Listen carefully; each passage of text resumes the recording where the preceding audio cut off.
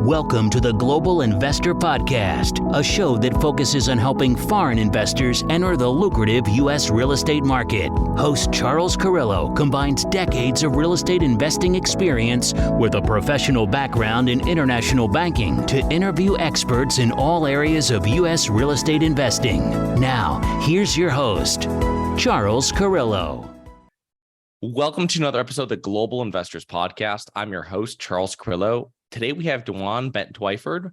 She has personally flipped over 2,000 properties and has taught thousands of people how to become financially free. She is known as the queen of short sales and is an expert on short sales, foreclosures, subject to, while also writing 3 best-selling books. So thank you so much for coming on, Dwan. Hey, Charles. Thank you for having me on today, honey. I'm so excited. Yeah, it's great to touch base with you again. We were on a podcast about a week ago when I was being interviewed. And so this is awesome to have you on my show. And so a little bit about your background. You have a very interesting background prior to getting involved in real estate, which I think most people do. They come on the show. But you tell us a little bit about your background, both personally and professionally, prior to getting involved with real estate investing and coaching. So I basically got into real estate investing in my early 30s, like 31, 32, like, around in there. So in my 20s, I always tell people in my 20s, it was the 80s. And I think unless you lived in the 80s, people don't understand it was a lot of drugs. There was a lot of partying. There was a lot of clubbing. I was living in Fort Lauderdale. It's like, I was living the high life. However, that gave me no job skills, going forward. And one of my last jobs I worked at Denny's on third shift. And this is 10 at night till 6 in the morning. And I got fired from Denny's. And I was like, I'm looking back at that big sign and was thinking, who gets fired from Denny's? Like, seriously, how bad do you have to be? So I knew I needed to do something else. And I got married, I had a baby when my daughter was 8 months old. Her dad and I split up really unexpectedly. So I just thought, I got to figure out a way to work for myself. I got to raise this child. I have no job skills. I have no college. I have no nothing. I just had to figure it out. And I ran into some people that were investors. They said, we buy houses, we fix them up when we sell them. So me, with no experience at all, I was like, they buy houses, they fix them, they sell them. Sounds like decorating. I like to decorate. I'm going to become a decorator. So I legitimately did my first rehab, no joke, from the depths of my soul. I thought I was going to decorate this house. And it was a full rehab. It needed everything. I was at Home Depot taking classes. I did all the stuff, but I made $22,000 in my first deal. And at that time, well, any time, but at that time, that was life-changing. So I was like, oh my gosh, I got $22,000. I'm a single mom. I worked on this house. I'm angry at my ex. So this house was, a lot of physical work, and I got to work out all my anger. And I was like, that's the best therapy, and I made money. Nice. And awesome. now my daughter is 34 years old. So it's been a minute. So what was the reasoning that you chose real estate? I mean, where you started, it wasn't like you were pushed into it or someone suggested it to you. What was the reasoning? Were one of those investors you spoke to got you interested in it, or was there some other reason that you chose it? Now, it's funny, Charles, because pretty much everyone that I talk to, they reach out to me because they're interested in being a real estate investor. Like, they want to do that. And, in the 80s, my daughter was born in 88. So this may be before your time. We had this thing called a newspaper. And we had to look in the classified section of the newspaper. And that's where all the jobs were, because there was no internet there. I'm pre-pager. There were no pagers. There was one phone line in your house with a recorder. It was it. And so at that time, there were a lot of ads to meet at banquet rooms, and it was a lot of multi-level marketing. Yeah. So I honestly did not have any clue. I wasn't looking for I was looking for something only I could do from home and raise my daughter and not put her in daycare. So I went to all these meetings and all these hotels, and I kept seeing some of the same people. So finally I was talking to these guys, and they're dressed really nice, and they got nice cars. I'm like, what do you guys do? It's South Florida. I'm like, are you drug dealers? Or, they're like, no, we buy houses and we fix them up and sell them. And I was like, well, tell me what that is. because I've never heard of this. This is my first time hearing even the terms. They go, well, we buy them, we fix them up, and then we sell them, and we buy cars and we fix those up and we sell them. And I was like, well, this real estate, like, is we just go to the courthouse. Like, this is legitimately all of my expertise. We go to courthouse, we write down the addresses, we go knock on doors, we tell people that we can, buy their house and fix it up. And so that with that little bit of knowledge, I thought that sounds like fun. I could do that. I'm a good decorator. I can talk to people. I can knock on doors. Ayla can be in the car with me. I'll try that. And then after I did the first house, and the money was like, to me, that was the most amount of money. I mean, I might as well have been a millionaire with $22,000 in the bank.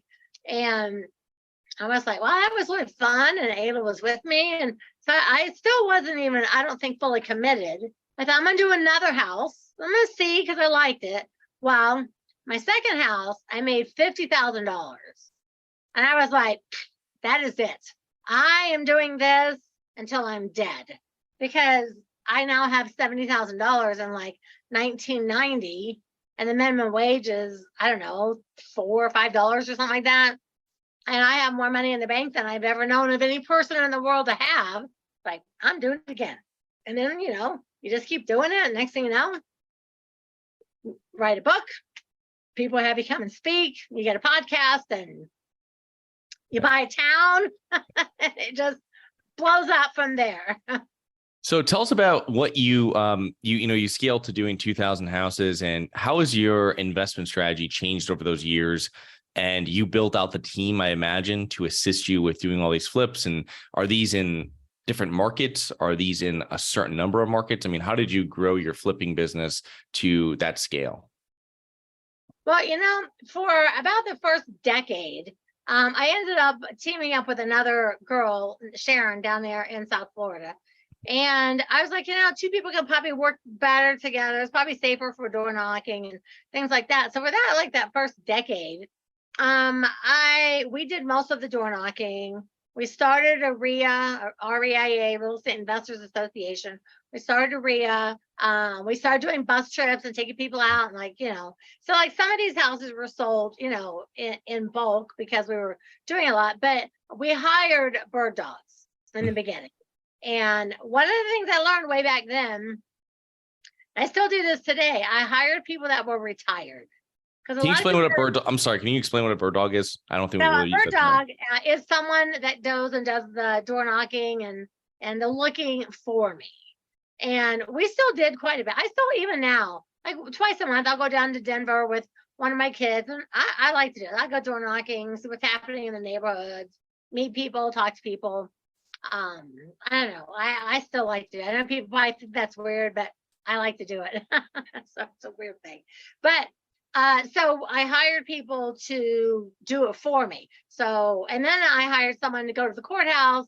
Again, we don't have anything online. So someone has to go physically to the courthouse, write them all down, map them all out. Then I got a guy that is bird dogging for me. And I found out, because I hired all kinds of different people, my best bird dogs are people that were retired. Because they're retired, they may not have quite enough of a fixed income. And a lot of them are just bored. And they're like little gray hair, like who's going to say no? So I ended up hiring a bunch of seniors, and they go out door knocking. And I'm telling you, these people got so many deals.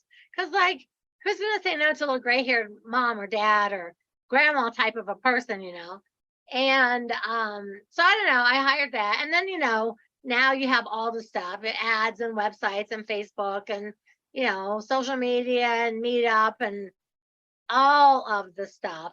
But I still do have people that door knock for me.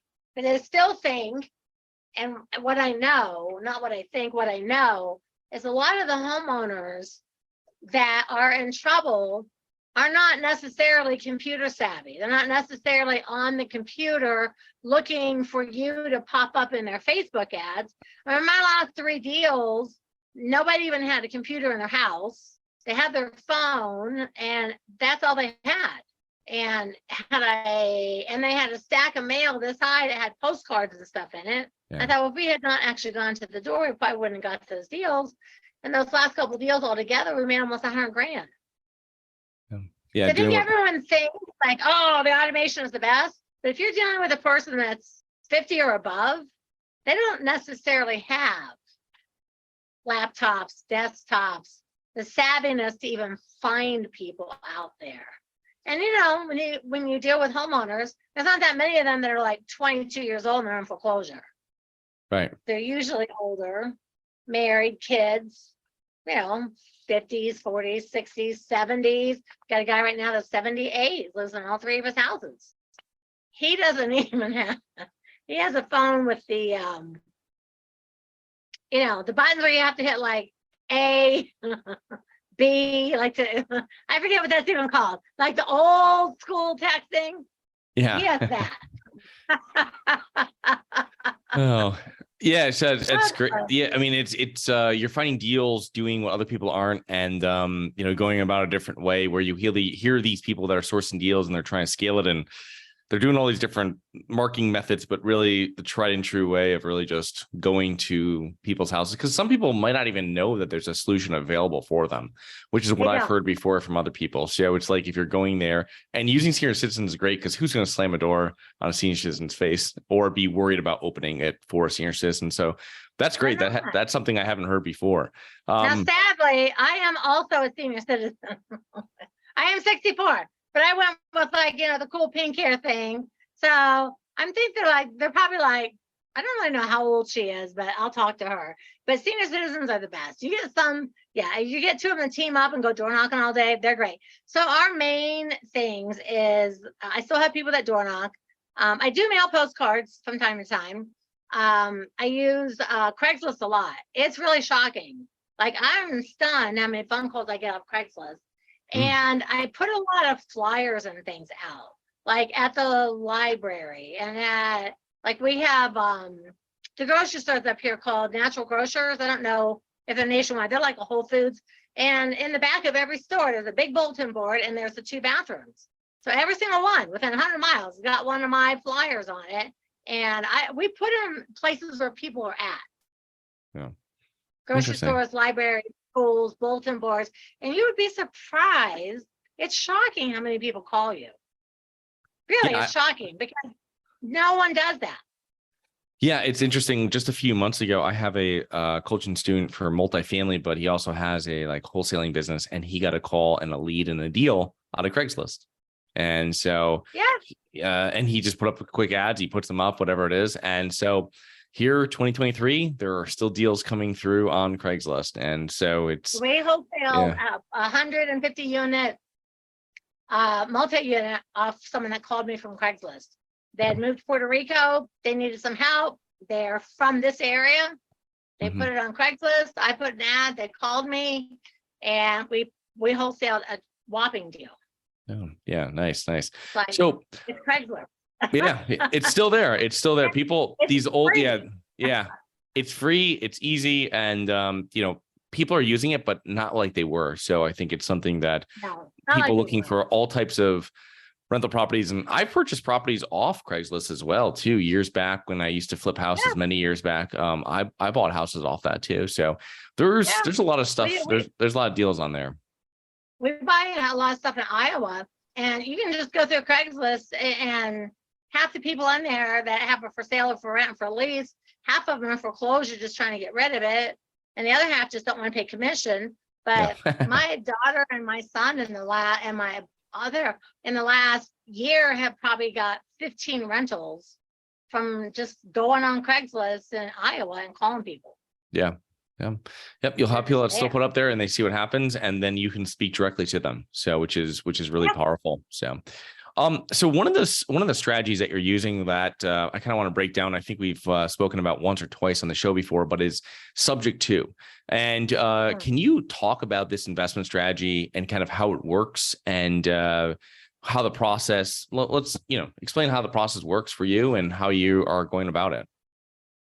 So subject twos are one of my favorite because it's a way. Well, so I'll explain to people in case you don't know what subject two is. So subject to, basically, I find a homeowner and say they have a house and they're in distress, and maybe they don't have a lot of equity. Maybe it's not a deal that would be good to sell retail because it needs too much work, or I can't wholesale it because there's not enough equity. So we'll do what's called a subject to. So the people deed the house to us. So they deed their house to us. So their name is on the mortgage. Their name was on the deed. Now they deed the house to me, and their name is still on the mortgage. So we have this conversation and say, hey, you can deed your house to me. I'm going to rent it or sell it or lease it or whatever I do with it. And I'll make all your payments. And, I have an agreement with them. Basically, in 5 years, I'll get their name off. So these are in the house. And a lot of them are like, well, why would I do that? And I said, well, you've been in and out of foreclosure for like 3 years. Your credit's a wreck. If I make all your payments on time for the next 5 years, that's going to raise your credit like exponentially.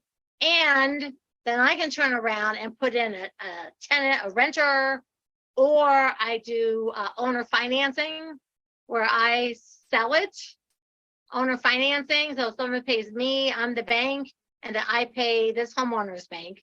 And so anyway, it's a really good way just to get properties, to build a rental portfolio, to build passive income without having any money out of your pocket or having to get a loan from the bank. And then the first question, people go, well, about the due on sale clause. But no bank's ever going to call the due on sale clause. No bank in the history of the world is going to call the due on sale clause if the mortgage payments start coming in. So we take the deed. So let's say I meet you, Charles, and I explain, you're in trouble and there's not enough equity for me to wholesale. You can't really sell it retail, Let's do a subject to. You're going to deed to me. I'm going to give you whatever, $5,000, and we're going to put it into a land trust. So it doesn't really show the title transferred. And Charles is going to put it into a land trust, and Dwan is the beneficiary. And then I'm going to sign a bunch of papers, lots of papers, power of attorneys, all kinds of stuff in case they died, like all the documents that you could imagine. And they move off, and I have it now, and I move somebody else in. So we've done, 300 and maybe 85 subject twos. Wow. And they're great. And you don't need any money. Yeah, with that scenario, I see if you have a potential person coming in, and the subject to thing or the due on sale thing doesn't really bother me because you're doing it in land trust and stuff like that. But the thing though, or doesn't worry me. Everybody asks that question. Yeah. Everybody. Yeah, my attorney tells me, he's like, it's a possibility. However, we've never had it happen before when they do like quit claim into an LLC or something like this. But so with that being said, the main thing is that finding you have a home seller or someone that's I can see someone that is in and out of foreclosure, like you said. That makes a perfect scenario. I would probably make that deal if I was that person with that home, because here's a way of getting my payments paid for 5 years. And then I can actually pay off the bank. I won't have this hanging over me, with what I'm doing, and I can move on with my life. However, how does this, if I'm making the payments, I just want a higher price for my property, or I'm a little bit behind, instead of making up that difference with the bank to sell it, say I'm moving for a job somewhere. How does that conversation change because they're not putting the trust in you? Because if my credit's already ruined, it's not going to be we're not going from, great to bad, it's already kind of terrible. So if I have really, everything's going well at the property, I'm making payments, and then I have to move, how are you convincing that type of homeowner that, hey, you can trust me? And what happens if you don't make those payments? I have a perfect scenario. So there was this guy, I think we had an ad on Craigslist over in Colorado Springs. So I'm in the Denver area. Colorado Springs is like, I don't know, hour and a half away. It's kind of like Fort Lauderdale to Miami. Like I know you're in Florida. And this guy called, his name was Michael, and he said, I have this job. They're transferring me from Colorado to Texas. I have to move in 2 weeks, but they're not paying me to move. They're reimbursing me after I move. He goes, but the job I have is a high security, and it requires me to have perfect credit. So he goes, I can't afford to make this payment in Colorado Springs, move to Texas and make that payment while this house sells. I don't have enough time to get it sold. So I said, well, here's what we could do. We'll do a subject to. You're going to deed it to me. I promise you, I'll give you my word. I'll sign whatever you want me to sign. I will make all the payments on time, and I'm going to rent it. And I'll keep it. I'll keep your name on for, I think at that point, I told him I keep him on for like 3 years. And I said, and then at that time, I'm going to sell it and I'm going to make the money and whatever there is there to do. And I'll get your name off the mortgage. And this guy didn't know me from Adam. Like, we talked on the phone. I went and met him. I looked at his house. I was like, wow, it's a beautiful house. Didn't need nothing. The house was beautiful. But he had to move and he couldn't afford to make payments in 2 places. Okay. And he'd never heard of a subject to. And I said, I understand it's risky since your job requires you to have good credit for your security clearance. All I can do is just give you my word. You can Google me. Just, I can give you some references. He's like, no, I'll do the deal. So he deeded the house to me. He didn't even ask for $1. I said, don't you want any? He's like, I don't want anything. I want you to make the payments. He moved. I actually did a owner finance on that. So I found another couple that wanted to buy a house but didn't have quite enough credit to buy. So they gave me $25,000 down. I gave them a new mortgage. So they're paying me. I'm paying Michael's bank. He's off over here. I got these people refinanced and stayed within the time frames that I had set. And it was perfect for everybody. So it is, I just think people have to maybe have some trust or faith. I know they don't know you, but you meet people, and if someone's working with me, they can say, these are my partners. They've been doing it for like 30 years. So it gives people a little bit of extra credibility. But a lot of people do that. They need to move for a job or they're getting a divorce or something. And credit's not decimated, but they don't want it to be, or they can't afford for it to be. So that's where, as an investor, you have to be one of the good guys. You can't be the investor that just takes all these deeds and rents all of them out for $500 a month and pockets a bunch of money, and everybody loses their house. Yeah, equity skimming. That would be equity skimming, and then people go to jail for that. But investors, people hear and read, so that's their question. Well, what about this? What about that? I don't know how to make payments. What if you don't make the payments? What's my recourse? So you just have to just be able to have a conversation and answer all the questions so they feel comfortable this is a big step for them, to deed their house away, because once you're on the mortgage and not on the deed, you don't have any say on anything, no ownership anymore. What happens? So I will do a subject to on any house at all that is in good shape and has a set mortgage. I won't do it with adjustable mortgages, a set interest rate, and it's in good enough shape that I can sell it or whatever as it is. I will owner finance those things out all day long. So the one thing I see is that you sell with seller financing. So you're putting that money in your pocket that they're giving to you for a down payment. You're giving them another mortgage. How are you incentivizing them to refinance you out so that you can pay off the other mortgage when they purchased it? Are you giving them like a higher rate than right now what's going on? You know what I mean? So that they're it makes a lot of financial sense for them, because obviously if you give them a lower interest rate, they're not going to refinance you out. They're going to wait all the way to the end. So how do you do that? How do you structure that where it's not like, I don't want to overdo it with the people that you're selling it to, but I also want them to actually refinance me out when they can. How do you do that? You do. So I put in so someone deeds their house, because it's two different things here. One is a subject to. Someone deeds their house to me. Now I can rent it, I can lease it, I can lease the option to buy, I can own a financing, I can live in it. So my exit strategy for that house that someone just gave me, I like to do owner financing. Right. So owner financing, I make the interest rate a little as high as I can make it according to all like the Dodd-Frank rules. I make it as high as I can make it. I write in the verbiage of the mortgage that they're going to work with a credit counseling company, and in 3 to 5 years, they're going to refinance it. And if they don't, then we have to sit down again and we have to do new paperwork. They have to pay money to do closing and redoing documents. And I will raise the interest as I go. So it's like, listen, you can stay here, or I report all of their on-time payments to the credit bureau. It's like, I've reported 4 years of on-time payments to the credit bureau. Your credit score is now this high. You worked with my guy over here. So now you can refinance it. And I tell them, when you refinance it, you'll get a lower interest rate. you can refinance 95% of the value. You guys can pull equity out. It's your house. Nice. But so I don't let people go to the end of time, because they probably would if you just let them. Yeah, So it's that makes in sense. the language of the mortgage. Now, you used to be able to have like an actual balloon payment.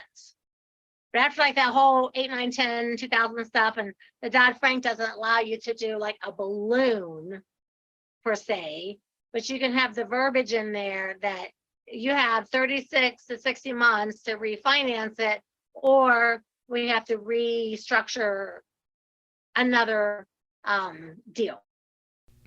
Do you have money sitting in the stock market and you're worried about it? Or worse, you have money sitting at the bank, not keeping up with inflation? My name is Charles Carillo, founder and managing partner of Harborside Partners. And since 2006, I've been investing my money and my family's money into income-producing properties. These are real assets, real properties with real addresses that produce real cash flow. At Harborside Partners, we provide passive investors who love real estate with a turnkey investing solution.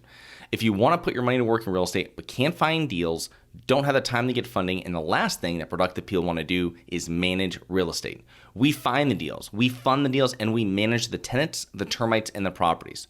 Partner with us at investwithharborside.com. That's investwithharborside.com. Go to investwithharborside.com. If you love real estate, you like the idea of passive income, and believe that income-producing properties will appreciate over time, go to investwithharborside.com. That's investwithharborside.com. Yeah, so it's something where your interest rate is going to readjust so many years down the road. So I didn't know it was a whole plan that you provided them. So you're providing them the contact for doing credit counseling, you're providing them with a lower interest rate to start, and then it's like, okay, now after you've done this, you have to follow your steps, do what you say, and if you don't, and you don't refinance it out, then this interest rate's going to readjust a little higher. And so okay, that makes perfect sense. Just real quick, then I know we're like on a time frame here. One of the things with the people that I sell it to, I'm like, listen, I will literally do anything in my power to help you get into this house. They give me a really good amount of money, $25,000, $30,000 on sale. Like, people have a shocking amount of cash, but they just don't have quite enough to go to the bank. And I always tell them, like, this is your house. You get to write off everything like a homeowner. The taxes, the interest rate, you get to write every single thing off. And if you don't do it, I have this other person. So I tell them, there's another person. I have to be held accountable to this guy. So you have to do this. And if you don't do this, I'm going to just make it really difficult. So the other thing I tell them is, if for some reason you say, I can't do it, Dwan, or I've tried to keep up with the payments, I can't keep up, call me. I will give you cash for keys. We will part ways. I will put nothing on your credit. If you have to move out or you can't do it anymore, you tell me, and we will part ways as friends, and I will pay you to move out. And out of the 380 or something deals, I've had about 5 people only. And all that time that called and said, Dwan, I really can't do it. I can't afford the payment. I thought I could. I was in foreclosure before, and I'll just take the money and I give them like $5,000. It's easier to give them $5,000 to move than them just destroy the house. Yeah. Or drag me through the foreclosure process. And about 5 times, I think, probably, I've had to give people money, and they left the place in beautiful condition. But I also stay engaged. Like every couple times a year. Hey, it's Dwan. How you doing? How you doing your payments? Everything good? I hear you haven't talked to the credit guy for a while. So I kind of stay in touch with them to make sure, because I don't want everyone to go into foreclosure or file bankruptcy on me, because I know how long that can take, and I have to make the payments because I told this guy I would. Yeah. No, I've found it where, it's something where I've had to deal with tenants before, where it's like, and less, properties that maybe aren't the nicest, and it would be, once they get in or they get what they want, then everything else, they want to renegotiate the deal a little bit, or they're not following through what they're saying, like you're saying with the credit bureau. So it's really having to keep engagement, having to make sure they're doing it. This is not a strictly passive investment after it's done. You know what I mean? So it's definitely something where you have to keep in contact with them. I know a lot of people don't. But I know that if someone says to me, like, hey, you can live here, and here's the deal, because they have a mortgage, they have everything, they own the house, and it's their house, they have a mortgage, they have the whole thing, everything's filed at the courthouse, like it's the same as the Bank of Dwan. But I also know that if you from time to time just say hi, or from time to time you send a gift basket or something, they're less inclined to want to just move out in the middle of the night or not make the payments or drag you through foreclosure, because they feel obligated that you helped them in the beginning. So for me personally, and a lot of people just hardcore, they do it, they have servicing companies, they never talk to the people again. So you're really super hands off. But I just find that, they're coming to me, these people are coming to me in the first place because they can't go to a bank. So they already had some credit issue. And I do run their credit.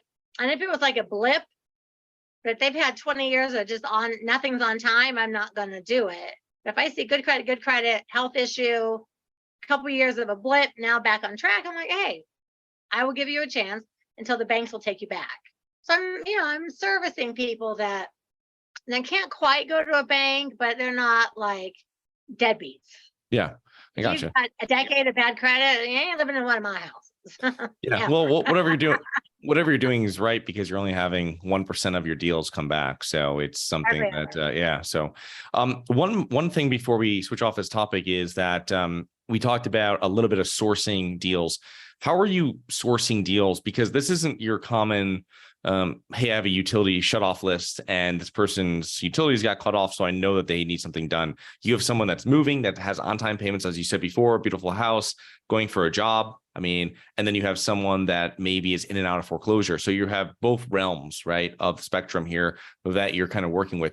What are some of the best ways you found to find these deals? To find the deals for people subject to me, or find the people to sell them to? I think selling deals would probably be a little easier. I'm saying to find the deals that are, because it's not a, you're not just finding troubled homeowners, right? Obviously that's going to be one route of, so it's the person that moved away, getting a new job, stuff like that. So they're not going to be something that shows up on any list because everything they've done is correct, right? So how do you best find prospects for acquiring their house in a subject to format? Oh, a lot of people like that will call me off of like my Craigslist ads. Like, hey, we buy houses in a shape and a condition, cash, whatever, So a lot of them find me because they don't know what to do. I do mailing, but I think most people just mail the people that are in foreclosure. I have found that over 30 years of doing mailings, the best thing that works for me personally is I'll buy a zip code, and maybe there's 5,000 single family homes in that zip code, and I'll mail them a postcard, but my postcard is a half a page, and it doesn't say anything about I want to sell. It said, what my postcard says is, are you going through a divorce with a question mark?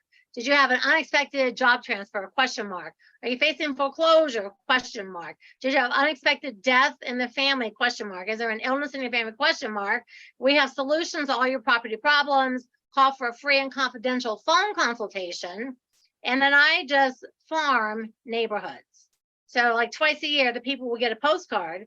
And I have gone to people's houses and go, I got this postcard 4 months ago, and my husband and I were getting ready to split up. So I stuck it in my drawer so I could call you after he moved out. So my postcards don't say anything about, we're looking to buy a new neighborhood, we're looking to buy houses cash. I just listed a house down the street. None of that. It's all, do you have these problems? And if you do, call for a free and confidential phone consultation, no charge, no pressure, no nothing. And people will call and say, hey, I got this postcard and so-and-so died, or my husband or wife has cancer and this and that. And what can you do to help us? So I farm, but I think I kind of farm a little different. Because I get postcards all the time. I sold the house down the street for this much money. Yeah. Your house is, I'm just like, ugh. And then I get the big bright yellow or pink or orange. I buy houses cash. It's like, no, I just thought it was trash. Yeah, no, that's very interesting. It's because it's, the subject to adds another kind of tool to your toolbox of what you can do where when a deal comes, because if there's not enough equity in the deal, which you'll see with properties that haven't been bought in the last few years, if you have a deal that's, the seller bought 10 plus years ago, they probably have the equity, and you probably can do that, a cash deal on that, but it's sometimes you don't. So that's great. Something deal that you'd be throwing away or not. So, and some of them that we've just done, they've only had mortgages for like 2 years. They've defaulted like in the first year or two. So there's no equity, but the house is really nice. It's like, well, I can raise the interest rate, 2%, and I can raise the value of the price of the house 10%. So if it's $200,000 house, I'll offer it out for 220. mm-hmm. So I'll raise it, because in 5 years it'll probably be worth 220, and then I'll get a down payment. And it's like, okay, worst case, they don't make the payments, I still have their down payment money, which I spend. But in the beginning, I would put it all in the bank. So if I had to default, I could make the payments and not be like freaked out about how I was going to do that. But after a while, you're like, I'm just going to spend the money. I'm going to buy something else with it. I'm going to invest it someplace else. So there's, and I did a lot of trial and error on my very first subject too. I didn't know to have all this stuff in writing. And the first one I ever did, the woman gave me like 20,000 down. She was divorcing her husband. She couldn't be on anything that could be found on the through like a credit search or something. And I was fairly like within 2 or 3 years of being an investor. So I first subject to deal, and she kind of owed what it was worth. And this girl gave me a down payment, but I spent it. But then she refinanced a year later. And I was like, well, shoot, her payoff and this payoff are like, it was a deficit. And I had to come up with some money. And I was like, okay, well, I'm not doing that again. I need to raise the value of the house a little more, change interest rate, maybe keep some money. Once her divorce is over, she's like, yeah, I'm ready to pay the house off in cash. And I had to come up with like 10 grand. So the numbers were too tight. Right. Interesting. So, so that was my first one. And I still went back and did it again. I was like, well, okay, I see the value. I obviously need a little bit more education on it. And now it's just like, I've got a whole program and package with every single contract, everything you need, so you don't have that happen to you. Yeah, edit the strategy just a little bit. My first one was a complete debacle. That's how it usually is with people with their first deal. It was for me. So Dwan, what are some common mistakes you see real estate investors make over decades of being an investor and then also coaching them now? You know what? Honestly, and I know this might sound really basic to people. People are chasing too many shiny objects. Oh. They hear me talk and they go, I'm going to buy Dwan's program. Then they hear Charles. Oh, I'm going to work with Charles. Then they hear, oh, I'm going to work over here. And they just keep like buying or getting on webinars of like 50 different people. And then there's so much information, they don't really know where to start. So I tell people, like, listen, even if you don't work with me, get on a few webinars, find one person that you really like and start with one person. You cannot take a sliver of everything and make a new wheel, because we've already all invented this wheel. So I think that's one of the biggest is people, they think they have to learn every single thing before they can talk to their first homeowner. So if they get a question or an objection, they're like, oh, what do I say? I need to know everything. And then they spend so much time learning that I think they, what do they call that? Paralysis of analysis or something analysis like that. paralysis. Yeah. They're just like, and they think they have to learn. I have people, I'm coaching this very minute. And this guy's like, well, if they say this or that, what do I do next? And it's like, did anybody say that? No. Have you had the conversation? No. Then we don't need to talk about it. You go have a conversation and you come back and tell me what they said. But people do it. They're like, oh, I'm going to buy a house. I'm going to rehab. I'm going to buy multifamily. I need to learn from 85 people and then pick and choose what I like and try to make it work. And it doesn't work. You end up just spinning. You do a deal here and a deal there. And then you're like, oh, real estate's not that much fun. And they quit. And if they just would have focused in on one thing or one person or two people, I feel like everybody would be more successful. You don't need to be all over the map. You don't need to know everything to start. You just need to know the first step, and then you learn the second step after you do the first step. Yeah, I think the focus is a huge thing. And so many times I've spoken to people just in this industry that are like, oh, I'm all in on this. And then you'll speak to them 6 or 8 months later, and it's something else, whether it's outside of real estate or just another niche within it. And you're just not going to make progress if you haven't really narrowed down exactly what you're doing and then go deep into that niche. And obviously down the road, yes, you can expand a little bit, but initially when you're starting, you got to go really thin and deep kind of in there and figure out exactly what you want to do. I talk to people all the time. They go, oh, I bought, this person, that one on TV, this one. I've got 10 grand here, 5 grand there, 20 grand there. I don't have any money to invest now. It's like, okay, but with what you have enough money, you have enough invested, you have enough information. I know for a fact to do a deal. But everyone thinks different ways. I don't know what to do. Yeah. And people are just all over the map. It's like, oh my God, just tune into someone. If you like me and like curly hair and that, then work with Dwan. Like Charles's way, then work with Charles. And you can work with a few people, but stop buying all the stupid, make $100 million while you're sleeping. This will just print checks and mail them to you. It's like, that doesn't work. Yeah. If it worked, every person on the face of the earth would be doing it. Right, for sure. So as we're finishing up here, how can our listeners learn more about you and your business, Dwan? Well, super easy. Dwanderful. So I took Dwan and wonderful and I made a new word, Dwanderful. So everything is Dwanderful. And people can go to dwanderful.com and opt in. I have a free ebook, Flip Your Way to a Fortune. We're going heavy on the pink and purple. And dwanderful.com, Dwanderful on Instagram, Facebook, Dwantastic on TikTok, because, I'm also fantastic. So I'm Dwantastic. So just hit me up. Check me out, watch some of my videos. I have so much free training and so much stuff out there. And if you like it, work with me. And if you don't, that's okay. Pick somebody else.